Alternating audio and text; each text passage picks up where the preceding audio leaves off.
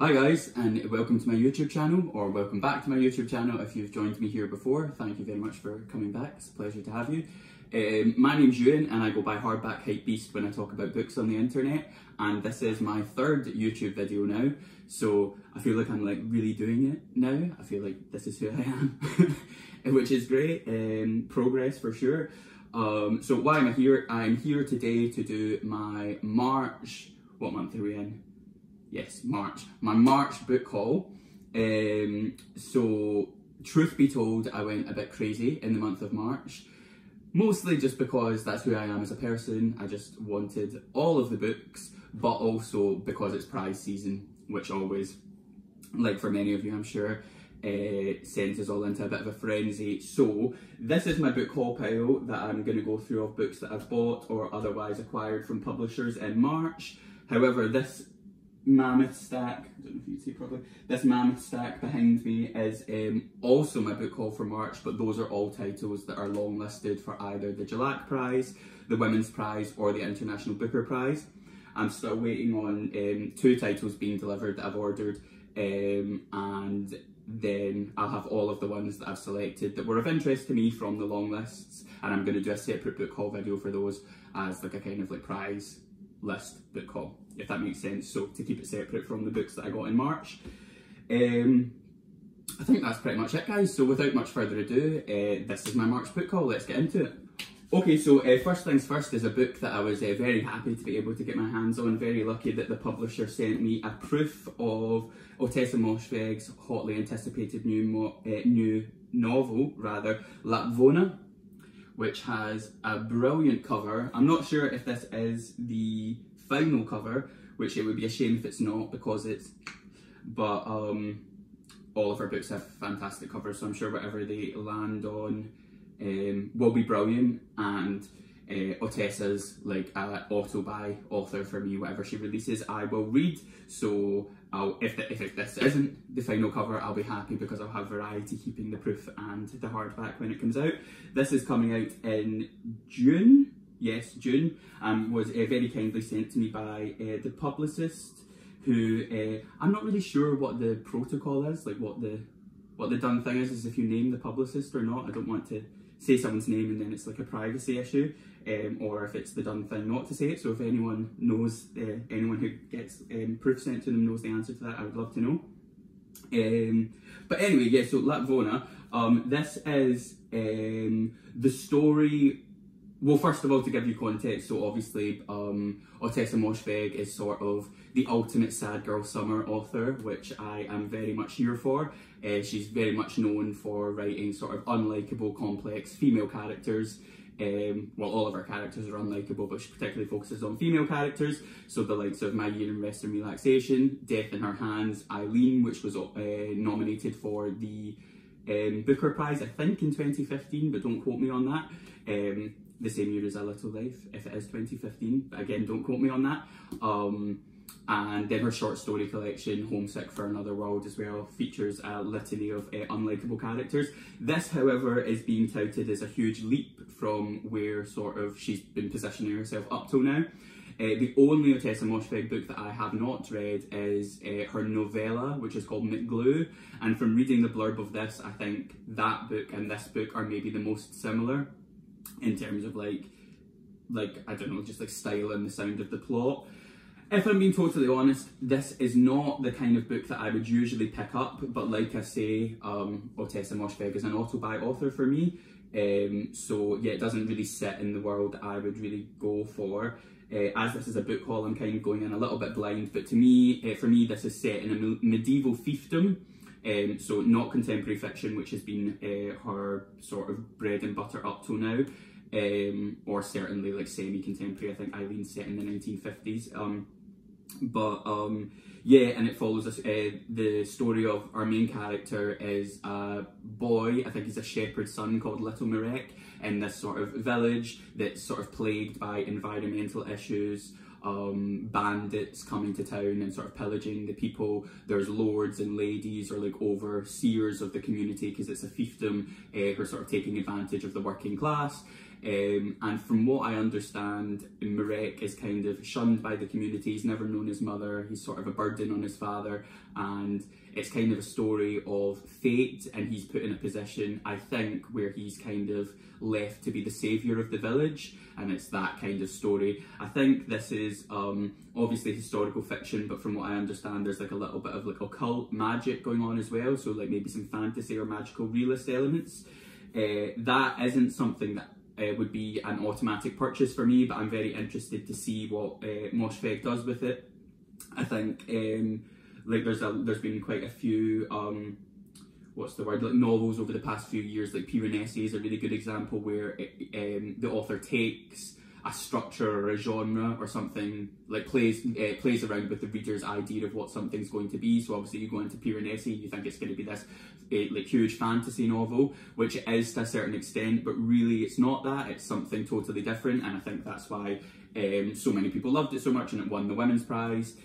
It did win the Women's Prize. It won a prize, I'm pretty sure it was the Women's Prize. Deservedly, in my opinion. I don't think I loved it as much as other people loved it, but now that I've actually had a bit more distance from it, I do see that it's a fantastic book, and it was very innovative in what it did. So that's the kind of vibe I'm getting from this.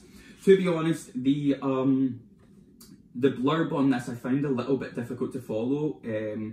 There seemed to be a lot going on. It wasn't the most concise, but maybe that just belies the fact that there's loads happening in this novel and it's going to be really like rich and full. Or it could also be the fact that this isn't the type of genre that I would necessarily reach for, so I just am used to reading blurbs like that, if that makes sense. Like sometimes when I pick up a fantasy book and try to read the blurb, I'm just immediately like, oh my god, there's so many characters and so much stuff happening here. So yeah, my brain just maybe isn't wired to like take in that type of information. But yeah, no, I'm really excited to get to this. My plan is to read this as soon as possible, so I'm going to read it in April, so I will report back in my April reading wrap up on Lapvona.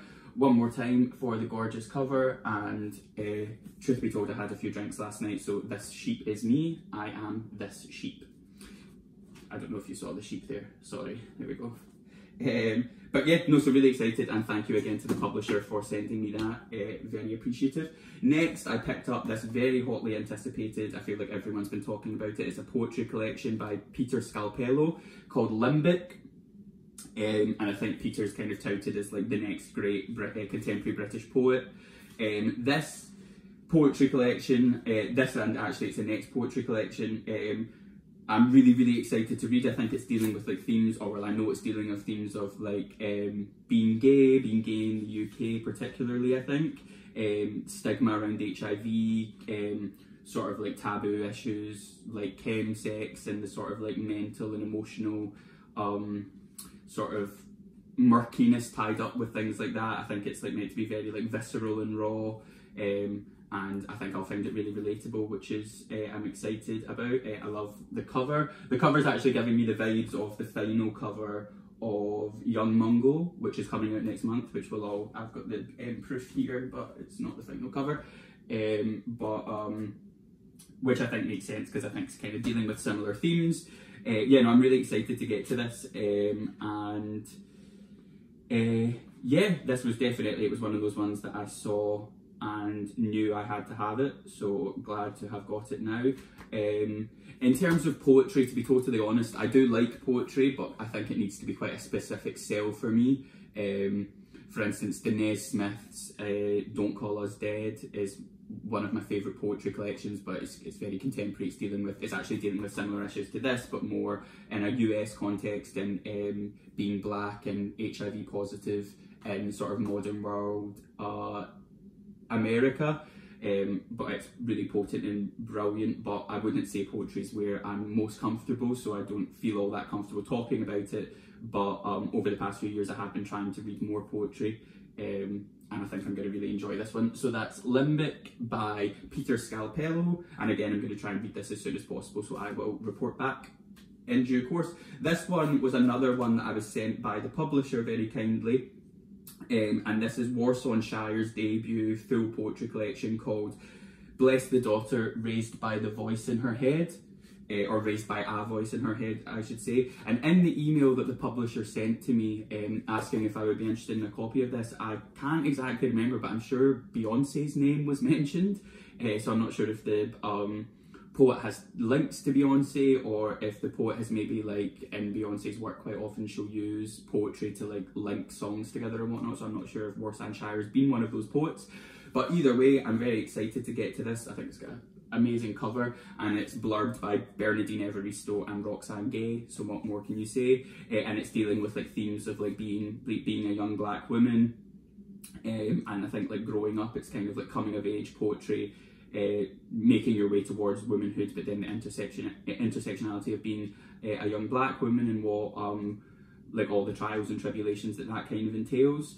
I've read the first poem. I love the end pages, which is our Afro Combs, which I think is gorgeous. Yeah, no, I'm really excited to read this, to be honest. I read the first poem and I really enjoyed it, and again, this is giving me kind of like Denise Smith, like the vibes of, like, for instance, I don't like the word accessible because I feel like that like dumbs down the idea, but it's like people like Ursula Daly Ward, Denise Smith, hopefully Peter Scalpello, where it's contemporary poetry and that it gives it a real world grounding today, and it's not like the type of poetry that you read at high school that made you like not want to go to high school.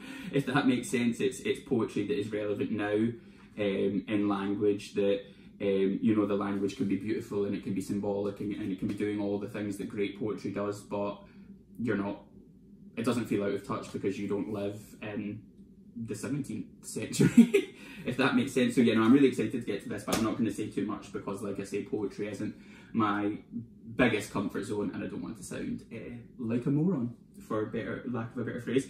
But yeah, so that's Warsan Shire, Bless the Daughter Raised by a Voice in Her Head, with a brilliant cover, so I'm really excited to get to that. And again, I think poetry collections are quite quick to run through, so hopefully I'll have thoughts of that for you come next month. Okay, so next, this is the final book that this is the final book that I was sent from a publisher this month, and this I requested for something that I'm doing at work, but this has been on my radar for a little while, and I'm really excited to read this. So this is Africa Is Not a Country by Dipo Faloyin, Breaking Stereotypes of Modern Africa. Great cover as well. So I mean, this kind of does what it says on the tin, I suppose. This is breaking down stereotypes around like the vastness and the diversity that exists within the African continent, breaking away that stereotype, that sort of Western idea that Africa is just this one homogenous thing, when obviously it's not. It's made up of so many different countries and cultures, but we're kind of served it just as this one Western narrative that probably or definitely has its own sort of Western colonial benefits for us to view Africa that way, which is very out of touch. So you already know these stereotypes. So often Africa is depicted simplistically as an arid red landscape of famines and safaris uniquely plagued by poverty and strife. And it says here that it's funny and insightful, so I think it's going to be like a little bit satirical, a little bit dry, but teaching you an awful lot, and I think that's something that we could all do with learning about.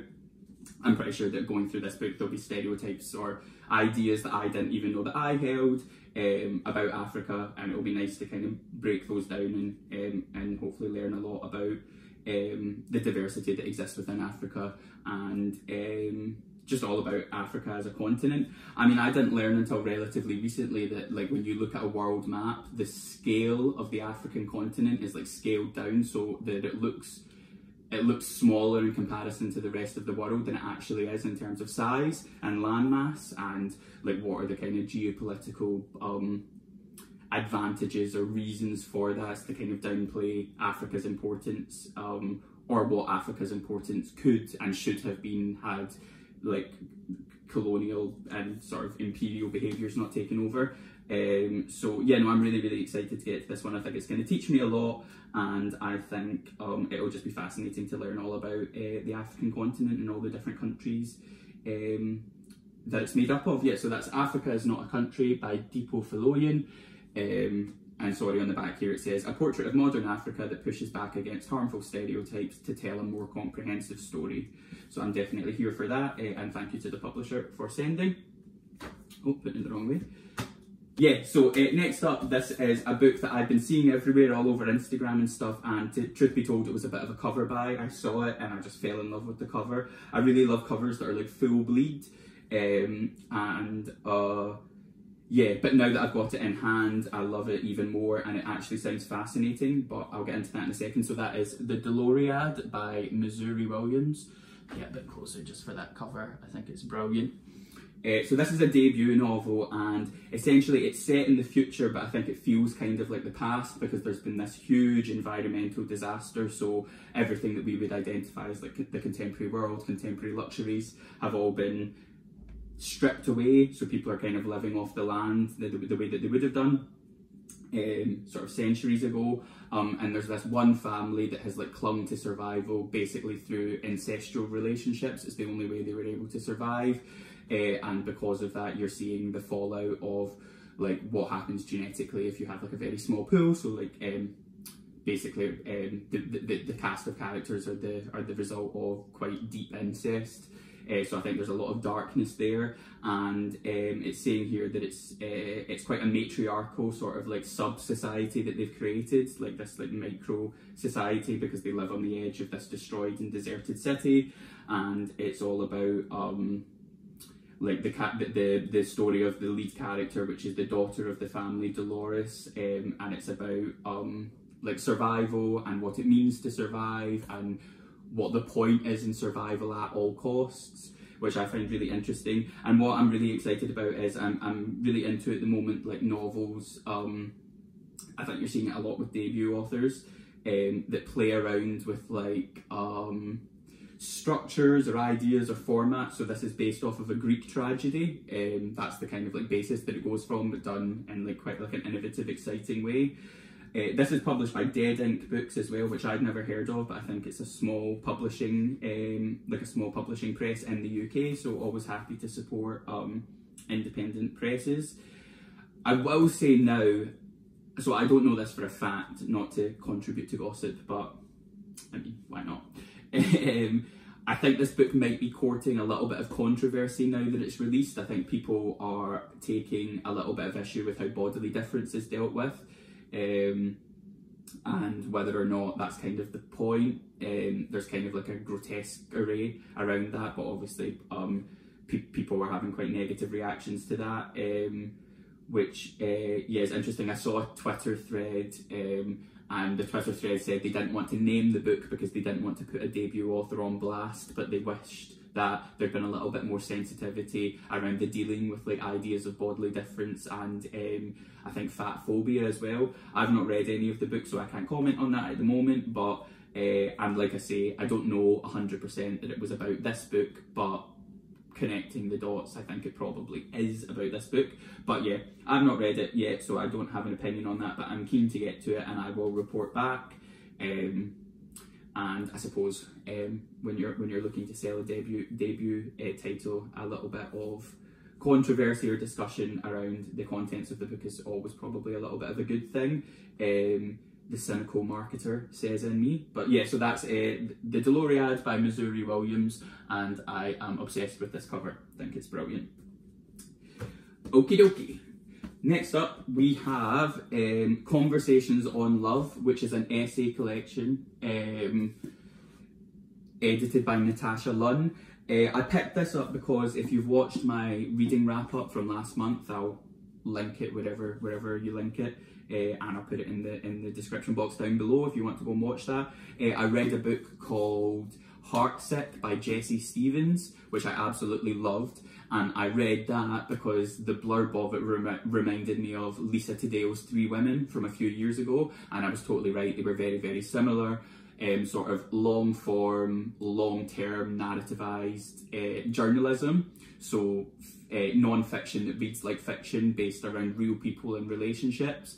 I absolutely loved Three Women when I read it, and then when I read Jessie Stevens' novel, Jessie Stevens, I don't even know what you would call it, it's not a memoir because it's not about her, but Jessie Stevens' book, Heartsick, I absolutely loved that too, and then I kind of put two and two together and was like, oh well, maybe I really like reading about different people talking about love, different people's experiences of love and the different forms that love can take over your life what happens when love appears, what happens when love disappears.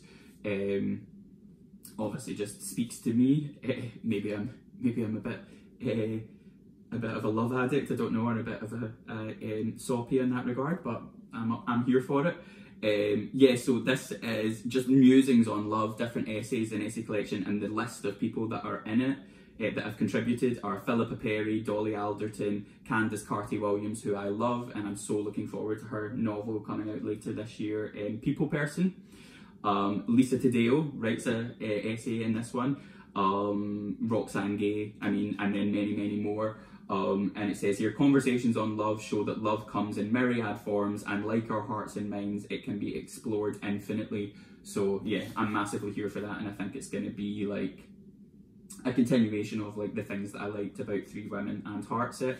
It also has amazing end pages, marbleized end pages, which I love. I actually love how this is published. It's like very simple but very effective. I love like the colours, and then the colours are continued here. I think this as well is the type of essay collection you won't need to read it in one go. You can kind of pick it up as and when and read an essay at a time, because it's like from a chorus of different literary voices. Yeah, and I think it's just nice once you kind of identify like a niche or like a sub-genre that you quite like. It's nice just to have that to reach for if you're ever in a slump, or if you're ever just want something comforting that you know is going to connect with you. So yeah, that's Conversations on Love, edited by Natasha Lunn. And I will be dipping into that as soon as possible and will report back. Then next I purchased from Book Bar A Terrible Kindness by Jo Browning Wroe. Love how this one looks. I feel like this year I'm kind of breaking all the rules that I had established for myself. But I think Mercy's Bookish Musings, who I love her videos, she always talks about how she'll like buy books and then they'll sit on her to read pile for ages, and then by the time she gets to them she's like, do I want to read this anymore? Because you change as a reader what you're interested in, as you change as a person, as you grow, what you're interested in changes as well.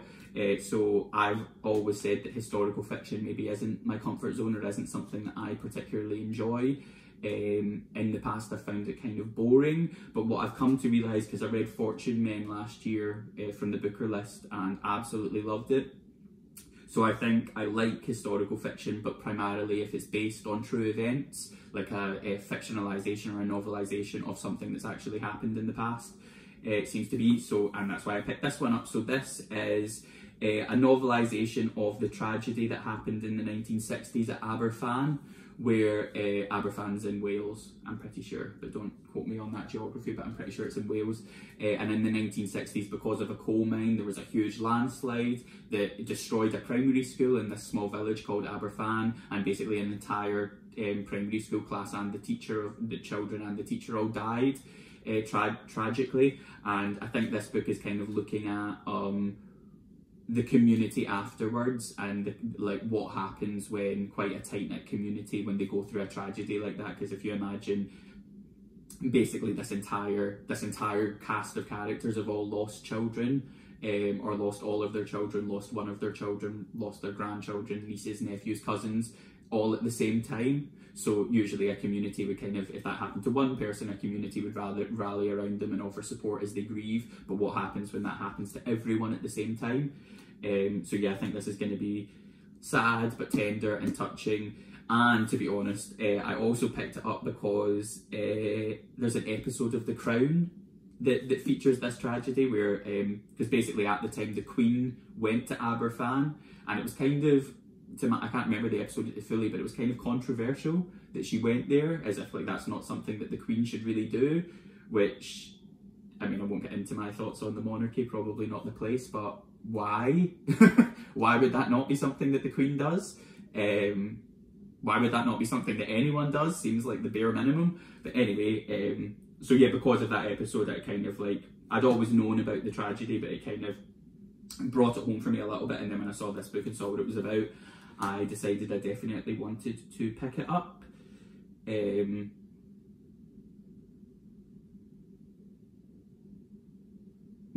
Yeah, no, it sounds amazing, and I think it'll be... Oh, it's signed as well. I didn't know that this was signed. Yeah, gorgeously published as well by Faber. So I'm hoping I'm really going to enjoy this one, and it's going to continue that reintroduction to historical fiction, and hopefully this time next year I'll have read Willfall. But we'll see, one step at a time. So that is A Terrible Kindness by, Joe Browning Wroe. There we go. Okay, and next, this one's a little bit of a wild card, and I'll explain why. This is Come Join Our Disease by Sam Byers.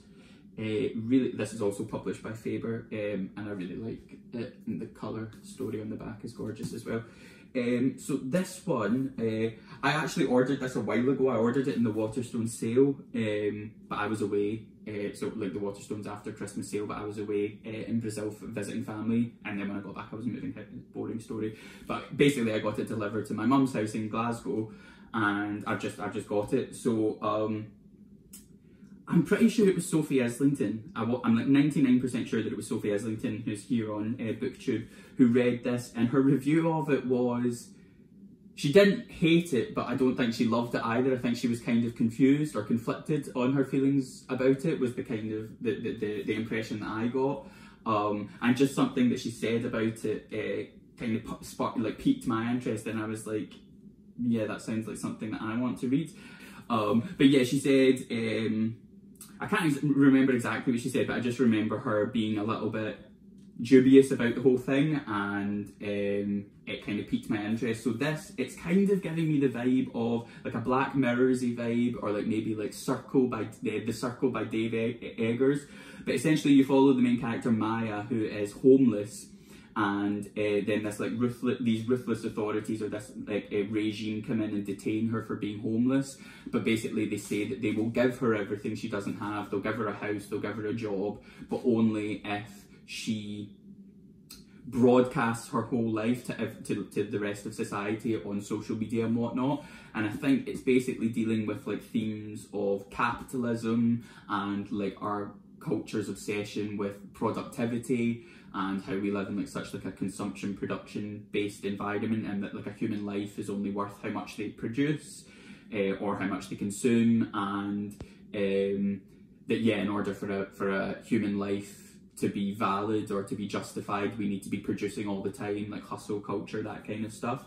Which makes sense, because on the front cover, I don't think you'll be able to see properly, but it's loads of like ocean plastic and like throwaway, like basically like nonsense you would have in your house, like little children's toys, shoes, rubber ducks, like just like that kind of nonsense stuff that you would have all over your house that would inevitably get thrown away.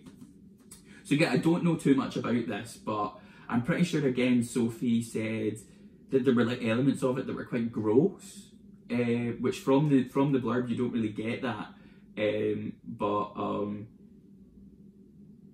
Yeah, I'm really interested to get to this, but I think it's quite political and kind of to do with like the wellness movement, like capitalism, all of these like very contemporary themes like toxic positivity and stuff like that, which are very relevant to existing online, and we all exist online these days. So yeah, no, I'm keen to get to this, and I will report back. So that is Come Join Our Disease by Sam Byers. Here we go, so we're almost there, just 2 left.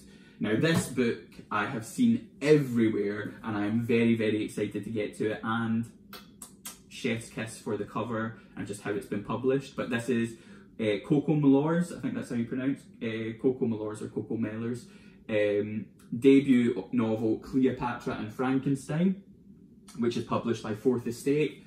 Yeah, absolutely love it. This is one of those rare scenarios where I can't decide if I prefer the UK or the US cover. They're quite similar, but the US cover is like a painting. I'm not sure if it's exactly this painting, but it's a very similar painting, but it's full bleed and the face is this way, and it's also gorgeous. But this tells the story of a man called Frank and a younger woman called Cleopatra and Frankenstein in New York.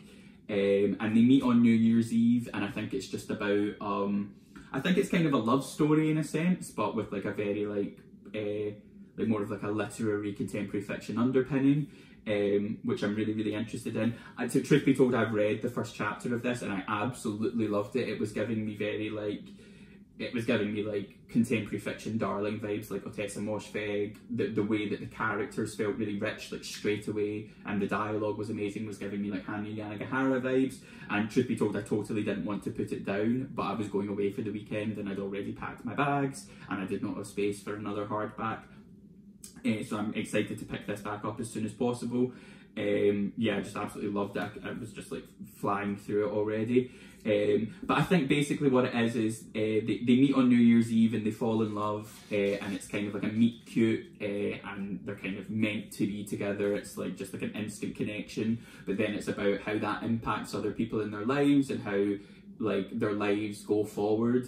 And I really think it's mostly just a book about how like those like tiny moments in life that could so easily not have happened end up being the things that shape your life, which I'm just fascinated by that whole concept. I get existential all the time about like, oh my god, but can you imagine, like for instance my fiance, I can literally, I think about it all the time. I can literally think of a decision that I made not to do something. I was like, I'm not going to do that, and then I changed my mind, and because I changed my mind I met my fiance. So if I hadn't changed my mind, I would never have known him and my life would look completely different. And I'm sure everyone has a story like that, so I'm like fascinated by that ripple effect and how much is fate, how much is chance, how much are we in control, or anyway. But I think that's what this novel is about, and I've seen everyone raving about it on Instagram, saying they can't believe it's a debut, it's one of the best debuts they've ever read. I don't think I've seen a single bad review of it or someone say that they've been like lukewarm to it. I think everyone's absolutely loved it. So very excited to get to this, and it's got a gorgeous cover. Cleopatra and Frankenstein by Coco Mellors. And I think it's between this one and the next one. Oh, big talk here, but I think it's between this one and the next one for my favourite covers from this haul. The Doloriad has an amazing cover, but I think these two beat it out, which leads me perfectly on to this one, which is When We Lost Our Heads by Heather O'Neill.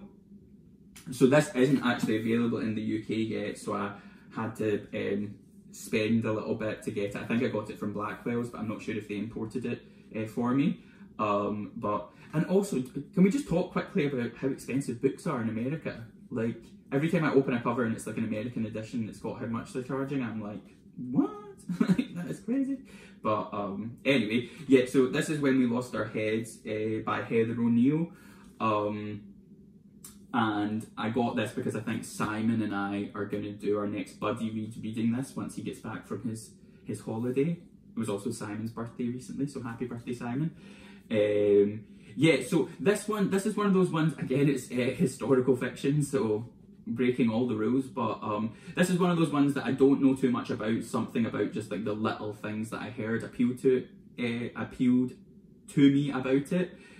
But basically it says here it's about two young girls in Victorian Montreal, which I do find fascinating, because do you ever think there's like countries that you like think about and you never think about them in the past? Like, I feel like we always think about America in the past and like the history of America and what's happened. But I feel like we never had that same energy for Canada, so I've never even really thought about Canada's history. Or just like what Canada, like what it looked like just anything like that. So this is saying it's based in Victorian Montreal, which I'm immediately kind of interested in. And it's two main characters, two young girls, and I think it's set over quite a long period of time. And essentially they're best friends, but they have like a bit of a frenemy relationship, and they bring out the worst in each other in terms of they're always trying to one-up each other, they're always trying to be more extreme than the other, and it gets them into a lot of trouble. So yeah, I'm really excited about that. It says, every decent friendship comes with a drop of hatred, but that hatred is like the honey in the tea, it's what makes it addictive. So yeah, very much here for that.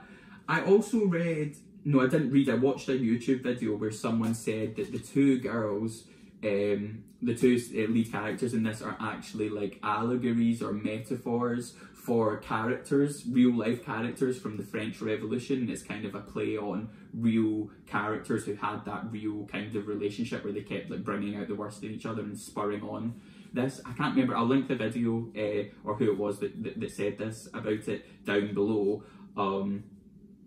But yeah, no, excited to get to this. Don't really know too much about it, but it's beautifully published and I think I'm going to really enjoy it, if for no other reason than learning about Victorian Montreal. So, yeah, and like I say, it's got an absolutely gorgeous cover, and if I'm comparing side by side, let me know in the comments below which one you prefer.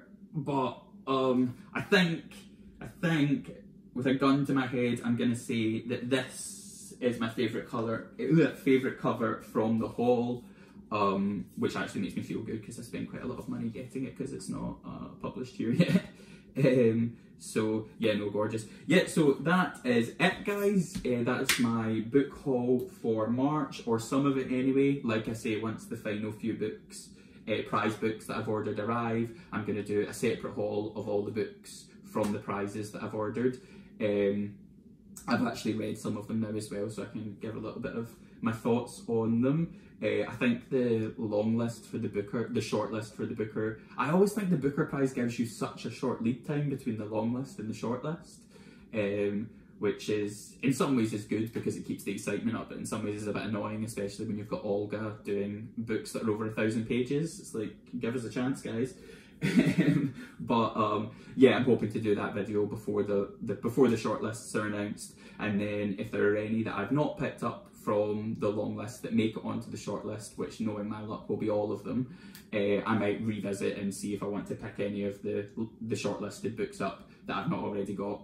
But yeah, so keep an eye out for that video, and also I'll be doing my March reading wrap up as soon as possible as well, which will include the prize books that I've read this month in the wrap up as well, because I'm not going to do a prize specific wrap up because that would just get confusing. So sorry, I'll end my babbling now. So, oh god, it's not easy. Super excited for these, but if I had to, I'll put them on my knees so you can maybe see them better. If I had to say what I'm most excited about, it's going to be Lapvona, Limbic,